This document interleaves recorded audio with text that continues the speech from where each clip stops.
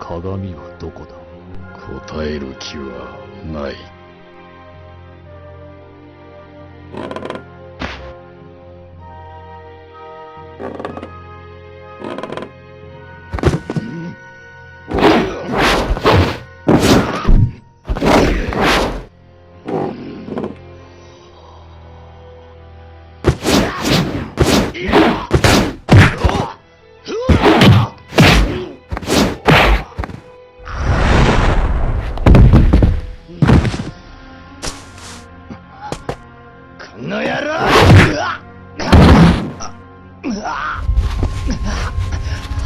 返答は。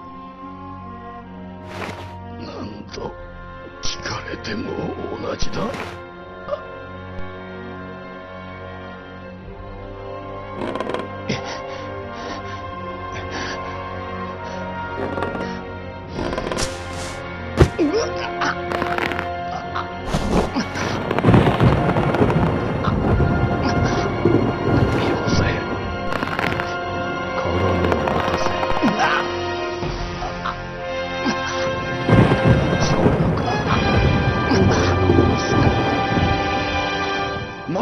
For nearly 2 decades, Shenmue was considered one of gaming's greatest unfinished stories.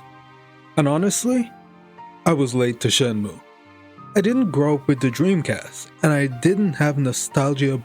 However, I remember years ago when Shenmue 1 and 2 dropped on Xbox Live as a promotion on Gold or whatever. And I downloaded the first game, purely out of boredom, just something to kill time. What I didn't expect was to get hooked. Not because the gameplay was amazing, not because the story was mind-blowing, but because Shenmue had charm. And that's something I still struggle to fully explain. Objectively, Shenmue is everything I don't like in a game.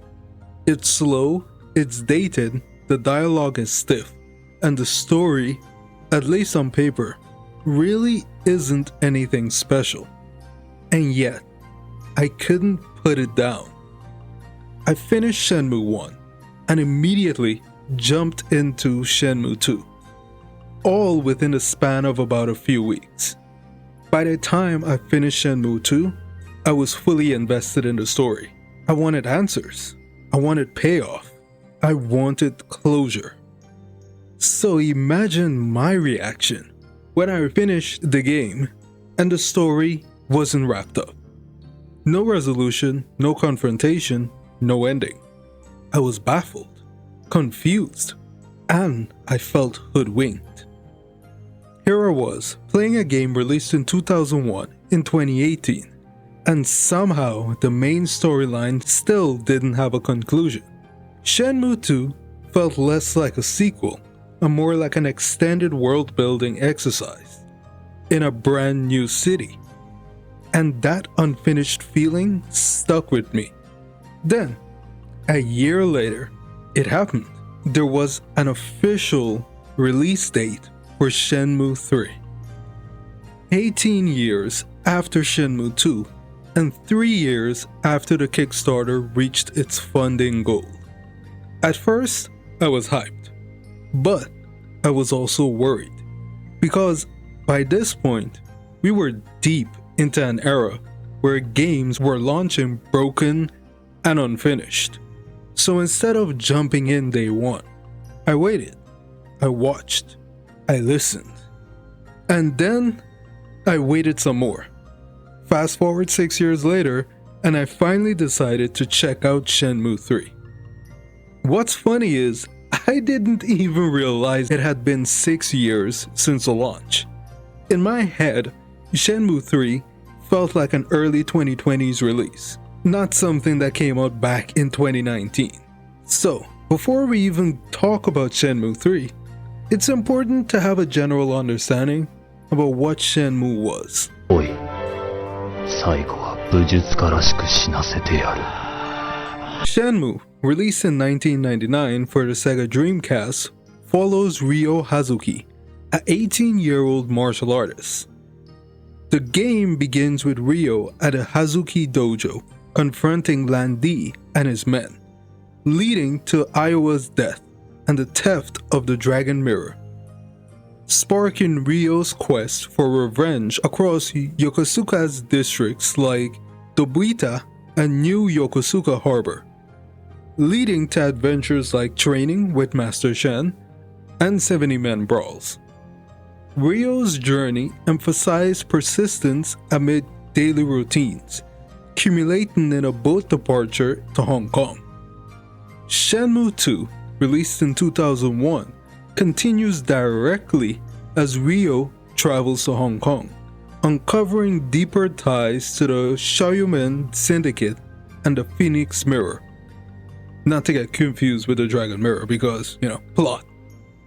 Picking up in Hong Kong's Wan Shai, Ryo allies with Ren of the Heavens gang against Yellowheads and Shoyumen. He meets Joy, trains under Zhuayang at Manmo Temple, and pursues Li Xiaotao for mirror clues.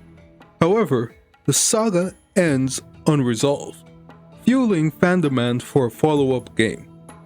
The original Shenmue games pioneered open-world life simulation with a persistent world where NPCs follow daily schedules, open and close shops, and the weather affects the behavior of the NPCs. For example, NPCs like Nozumi Harasaki at her flower shop or Tom Johnson at his hot dog stand follow timetables, enabling environmental storytelling. This influenced modern titles with dynamic worlds. Overall, Shenmue 1 and 2's revenge plot of Ryo vs. Lan Di captivates through simulation depth. Its innovation shaped gaming, proving that ambitious and dynamic NPC behaviors in gaming are viable despite the possible commercial risks. I say all of that just to say that I wasn't expecting Shenmue 3 to reinvent the wheel. I just needed it to finish the story.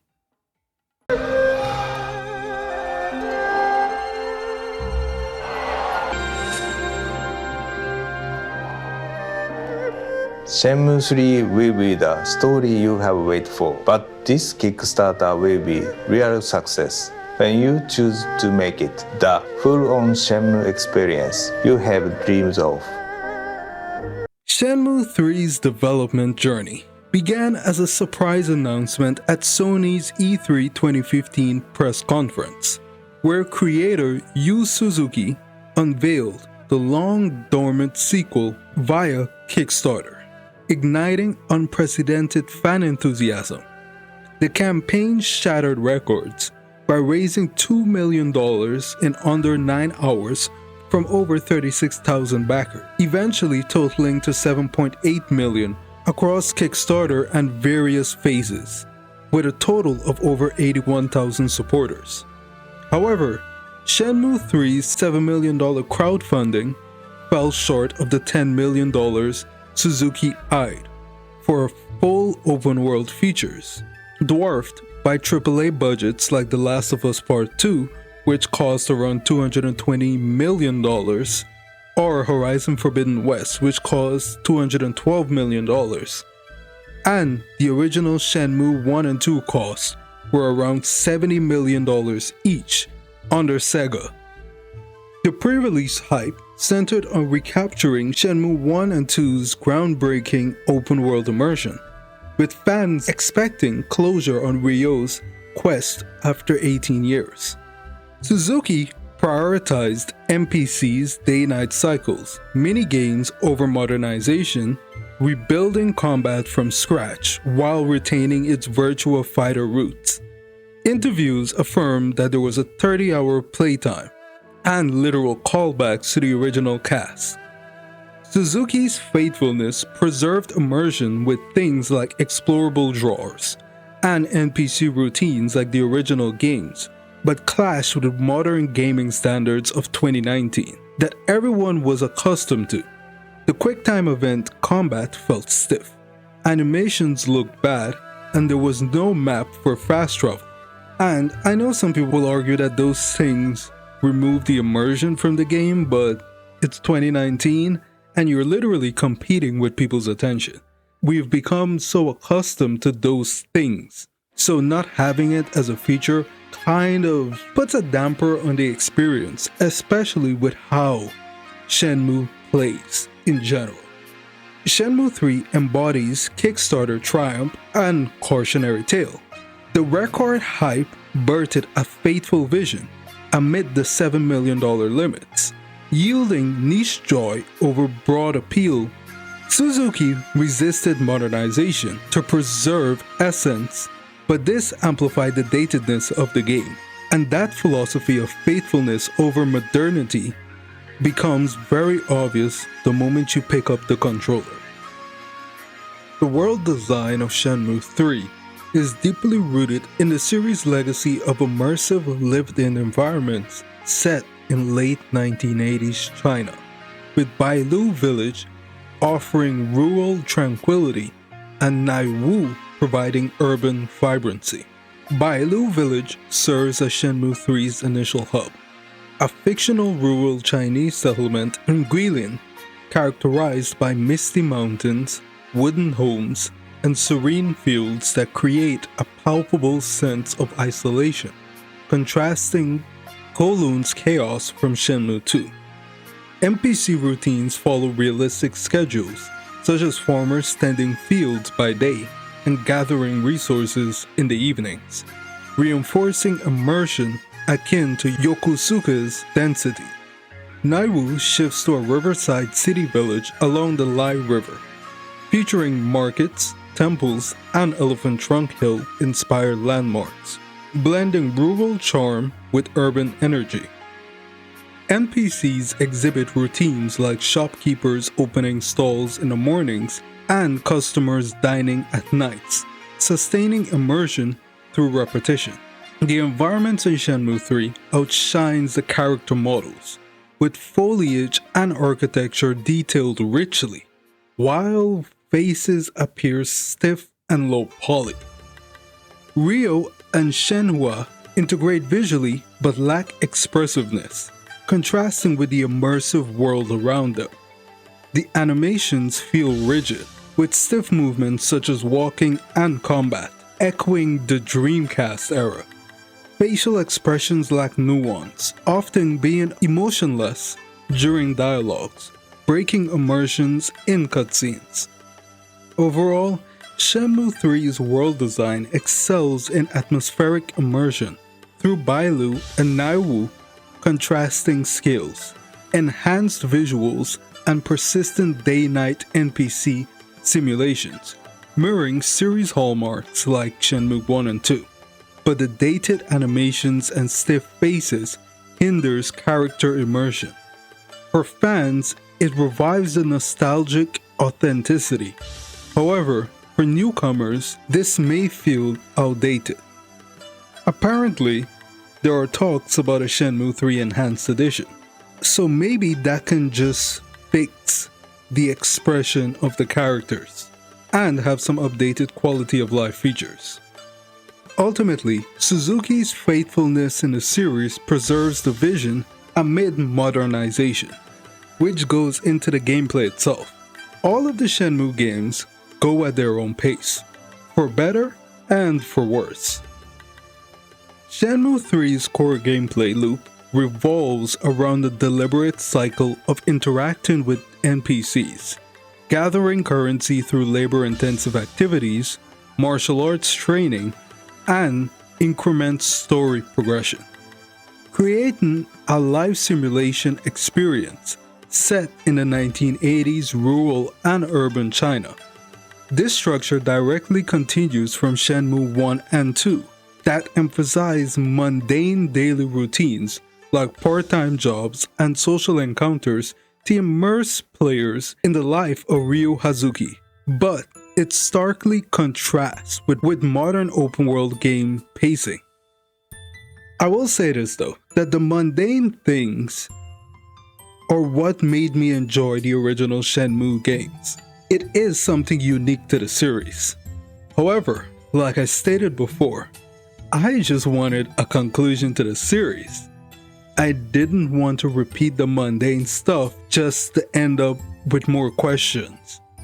But this loop fosters a sense of lived-in authenticity, with NPCs following realistic schedules and environmental interactions, mimicking everyday rural life in Bailu Village and Naiwu City.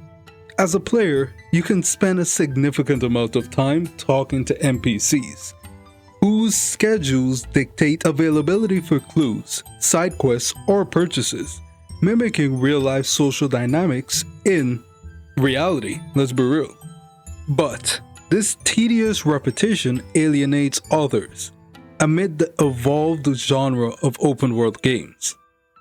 But for me, the loop is you talk to NPCs, you grind for money, you train, you wait, you wait, you wait, you wait, and eventually, the story inches forward.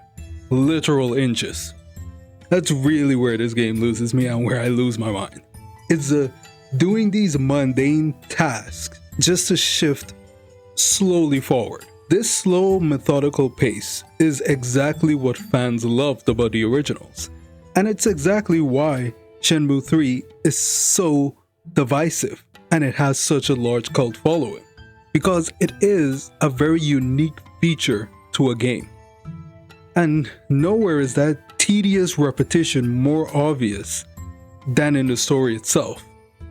Shenmue III picks up immediately after Shenmue II's cliffhanger, and yet somehow, by the time the credits roll, it feels like we've barely moved 12 inches closer to the end. And like I said, after waiting 18 years, I wasn't looking for perfection. I just wanted closure. And disappointingly, Shenmue III feels more like a chapter than a conclusion. But the music is where Shenmue III really shines. The soundtrack leans heavily on familiar themes from Shenmue 1 and 2. For longtime fans, those callbacks hit hard. There's something surreal about hearing those melodies again while doing the most mundane task imaginable. It feels like stepping into a time capsule that exists purely for the people who never stopped caring. And that's what Shenmue 3 is. It's not a game made for everyone. It's not a game made for modern audiences. It's a love letter, imperfect, frustrating, and deeply niche, written for fans who waited nearly 2 decades just to walk in Ryo Hazuki's shoes one more time. But what do you think about Shenmue 3? Me personally, I'm very disappointed by the lack of conclusion in the saga, if I haven't made that clear enough already. Do you think there will actually be a Shenmue 4? And will that finally be a conclusion to the series? Let me know in the comments down below. And be sure to like and subscribe. See you in the next one.